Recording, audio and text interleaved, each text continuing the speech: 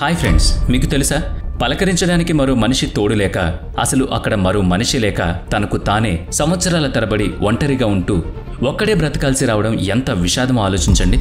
అది కూడా నడి సముద్రంలో ఒంటరిగా, భయంగా, చావలేక బ్రతకలేక, ఏ దిక్కున పోవచ్చో తెలియరాక, అసలు వెళ్లే వీలే లేకుండా ఏం తినాలి ఏం త్రాగాలి అన్న అయోమయ స్థితులు, మెదడు మొద్దుబారి ఆలోచనలు సాగక జీవోత్సవంలా బ్రతికిన జోష్ అల్వరింగా అనే 36 ఏళ్ల అభాగ్యుని నిజ జీవిత కథ ఇది.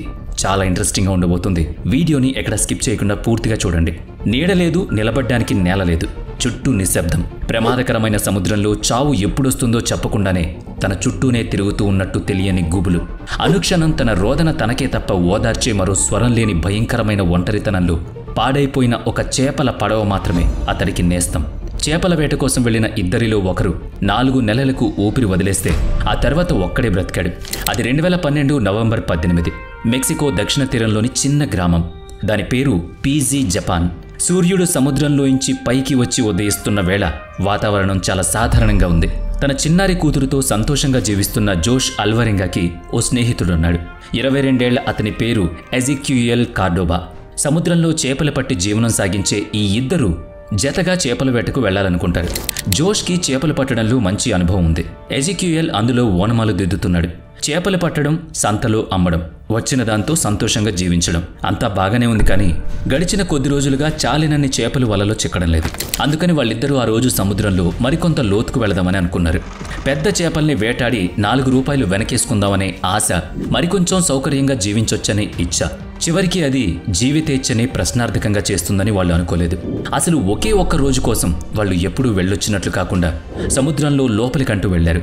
బయలుదేరే ముందే జోష్ కంటే పెద్దవాడైన మరో మత్స్యకారుడు, సముద్రం అంతా ప్రశాంతంగా ఉన్నట్లు కనిపించడం లేదు ఈ రోజు, లోపలికంట ఎల్లమాకు, మరో రోజు వెళ్దూలే అని జోష్ని వారించే ప్రయత్నం చేశాడు. జోష్ వినలేదు. తన ప్రయత్నం మానలేదు. తన నిశ్చయాన్ని విరమించుకోలేదు. అలవాటైన సముద్రమే కదా, ఇలా వెళ్ళి అలా వచ్చేస్తా అన్నాడు. ఒకే ఇంజన్తో నడిచే తమ 7 మీటర్ల పొడవైన చిన్న పడవలోనే ఇద్దరు స్నేహితులు వేటకు బయలుదేరారు. మత్స్యకారులు ఎప్పుడూ పెట్టుకునే చిన్న రేడియో, డబ్బాలో కొన్ని మంచు ముక్కలు, చేపలు పెట్టుకునేందుకు సరిపడా మరో డబ్బా, తమ కోసం సరిపడా ఆహారం, ఇక చేపలు పట్టే సామాగ్రి, ఇవి వారి సరంజామా. తీరం నుంచి సుమారుగా 120 కిలోమీటర్ల దూరం లోపలికి వెళ్లి అక్కడే చేపలు పట్టి వెనక్కి వచ్చేయాలనేది వాళ్ళ ఆలోచన. ఆ దూరానికి ఉన్న సమయం 438 రోజులని అప్పుడు వాళ్ళకి తెలియదు. ఆ రోజంతా చేపలు బాగానే దొరికాయి. రెండో రోజు మధ్యాహ్నం వేళకు సముద్రంపై వాతావరణం పూర్తిగా మారిపోయింది. ఆకాశం రంగు మారింది, నల్లగా చిక్కగా. సముద్రంలో అలలు చెలరేగుతున్నాయి, పైపైకి ముంచెత్తేలా. గాలి సంగతి చెప్పనక్కర్లేదు, జోరు ఈడ్చుకుపోతుంది. అది తుఫాను అని అర్థమైంది. 2 రోజుల పాటు సముద్రాన్ని అతలాకుతలం చేసిన ఆ తుఫాను వారి పడవతో భయంకరంగా ఆడుకుంది. ఇంజిన్ ఆగిపోయింది, రేడియో మూగబోయింది. తుఫాన్లో తాము చిక్కుకున్నందుకు చెప్పేందుకు మరో మార్గం కూడా లేదు. తమను ఎవరైనా చూసేందుకు అక్కడ మరో నావ ఏదీ లేదు. తుఫాన్లో చిక్కుకున్న పడవను నిలువరించడం కోసం తాము కష్టించి పట్టిన చేపల్ని సముద్రంలో పడేయాల్సి వచ్చింది. తుఫాను తీవ్రత తగ్గగానే ఒడ్డుకు వెళ్లిపోదామనుకున్నారు. తామొకటి తలిస్తే దైవం మరొకటి తలిచినట్లు సదరు తుఫాను వాళ్ల నావను తీరం నుంచి దాదాపుగా 400 కిలోమీటర్ల దూరంలోకి తోసుకు వెళ్లిపోయింది. తుఫాను తగ్గింది, కానీ వారిలో వేదన చోటు చేసుకుంది. ఆహారం నిండుకుంది. ఇంజన్ పనిచేయడం లేదు కనుక పడవను నడపగలిగే వీల్లేదు. త్రాగునీరు కావాలి కనుక కురుస్తున్న వర్షపు నీటిని పట్టి నిల్వ చేసుకున్నారు. ఆకలి మహాచెడ్డది కదా, మనిషిని ఎంతకైనా తెగించేలా పురుగొల్పుతుంది. తమ చేతికి అందుబాటులో ఎగురుతున్న పక్షుల్ని పట్టుకుని తిన్నారు. పడవ చుట్టూ తిరుగుతున్న చేపల్ని పచ్చిగానే తిన్నారు. తాబేళ్లను కూడా చంపేశారు. జోష్కి అలాంటి ఆహారం తినడంలో కొంచెం అలవాటుంది, కొంచెం ఆలోచన ఉంది. అవేవీ తెలియని యువకుడు ఎజిక్యూయల్కి నీరసం ముంచుకొస్తుంది. రోజురోజుకు అతనిలో సత్తువు తగ్గిపోతుంది. యువకుడే కానీ జీవన సమరంలో ఇలాంటి వైపరీత్యాన్ని ఎదుర్కొన్నవాడు కాడు. అయినా కానీ జోష్ సాన్నిహిత్యంలో 4 నెలల పాటు ఎలాగోలా ప్రాణం పోసుకున్నాడు. అలా ఎజిక్యూయల్ ఆకలిని తట్టుకున్నాడు, ఆహారాన్ని ఓర్చుకున్నాడు, ఎండకు అలవాటు పడ్డాడు, తుఫానుగాలులకు ఎదురు నిలిచాడు. అతడు ఎక్కడో మనసులో లోలోతుల్లోనే జీవతేచ్ఛను కాపాడుకుంటూ వచ్చాడు. 4 నెలల తర్వాత ఎజిక్యూయల్ మానసిక బలం సడలిపోయింది. బాగా జబ్బు పడ్డాడు. చివరకు మాట్లాడలేని ధైర్యం ఆవహించి మౌనంగా ఉండిపోయాడు.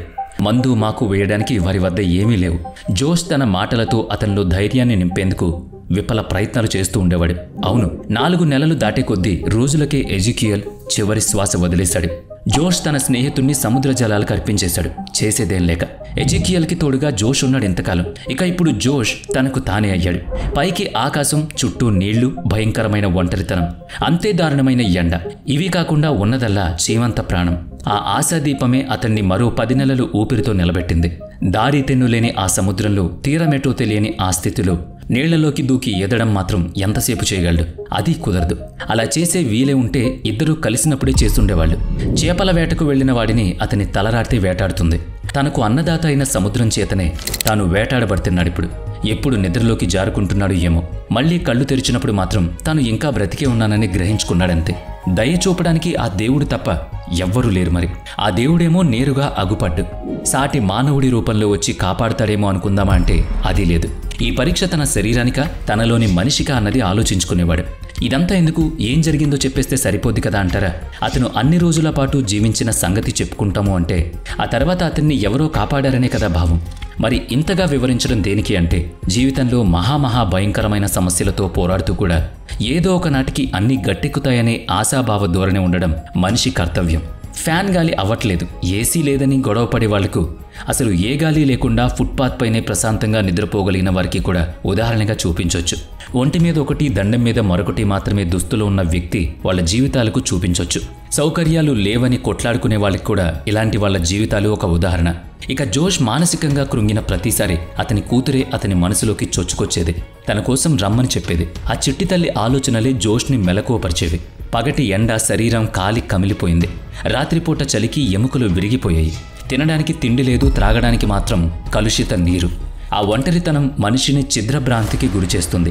జోష్ తనలో తానే ఏమో అనుకునేవాడు. మరో మనిషి గొంతు వినే పరిస్థితి లేదు కనుక అది ఎలా ఉంటుందో మర్చిపోయాడు.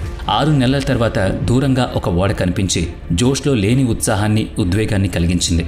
తన ఒంటి మీద దుస్తులు తీసి గాల్లో ఆడించాడు. ఓపిక కూడగట్టుకుని పొలికేక పెట్టాడు. చేతులు ఊపాడు. తన పడవను అటువైపు తోశాడు. జీవితంలో ఓటమి అంటే ఇదే. చేతికి అందినట్టే ఉండి దూరం అవుతుంది. ఆ ఓడలోని వారెవ్వరూ జోష్ని గమనించలేదు. సువిశాల సముద్రంలో ఆ చిన్న చేపల పడవ ఓ చిన్న చుక్కంత మాత్రం. ఆ ఓడ దూరం అవుతూనే ఉంది. జోష్లో చిట్ట చివరి ఆశ కూడా చనిపోయింది. తనలో తానే కుమిలిపోయాడు. అలా 11 నెలల కాలంలో అతని పడవ ఆ సముద్ర జలాల్లో దాదాపుగా 8,000 కిలోమీటర్ల దూరం. అసలు భూగోళమంతా మహాసాగరం తప్ప మరేం లేదన్నట్టు ఒంటరిగా అలల తాకిడికి జరుగుతూ పోయింది.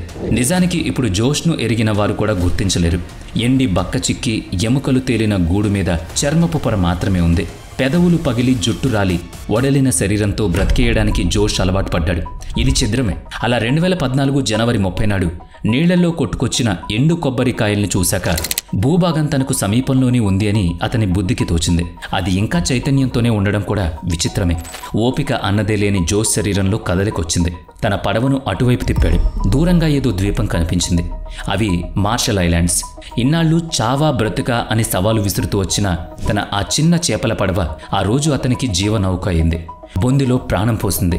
జోష్ తనను అంతకాలం కడుపులో పెట్టుకున్న సముద్రాన్ని చివరిసారిగా చూస్తూ పడవను వదిలి నీటిలోకి దిగి శక్తిని కూడదీసుకుంటూ ఒడ్డువైపు ఈదడం మొదలుపెట్టాడు. పాదాలకు నేల తాకింది. అతని ఒళ్ళు పులకరించింది. ఆ ఉద్వేగానికి అక్కడే పడిపోయాడు. ఒంటికి మట్టి అంటింది. మట్టిలో కలవాల్సిన వాడు కదా. సముద్రం అతన్ని తనలో ఉంచుకోకుండా అక్కడికి నెట్టేసింది. సముద్రం తనది కానిది ఏదీ తనలో ఉంచుకోదు. స్థానికులు పరుగున వచ్చి అతన్ని లేపారు. సపర్యలు చేసి హాస్పిటల్కు తీసుకువెళ్లారు. 60 కిలోల మనిషి కాస్త 38 కిలోల బరువుకు తూగాడు. శరీరంలో మాంసం కరిగిపోయింది.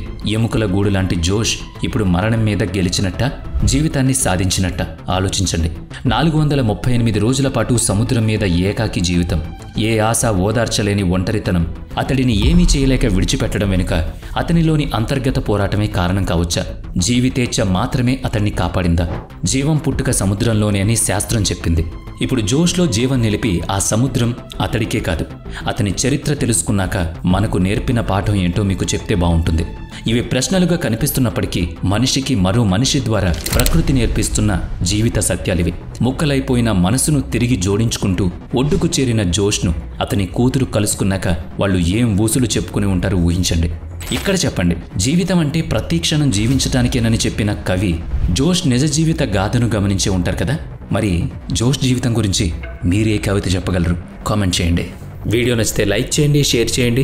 ఇప్పటి వరకు మన ఛానల్ని సబ్స్క్రైబ్ చేయనట్లయితే ఇప్పుడే సబ్స్క్రైబ్ చేసుకుని పక్కనే ఉన్న బెల్ ఐకాన్పై క్లిక్ చేయండి. నెక్స్ట్ వీడియోలో మళ్ళీ కలుద్దాం. Thanks for watching.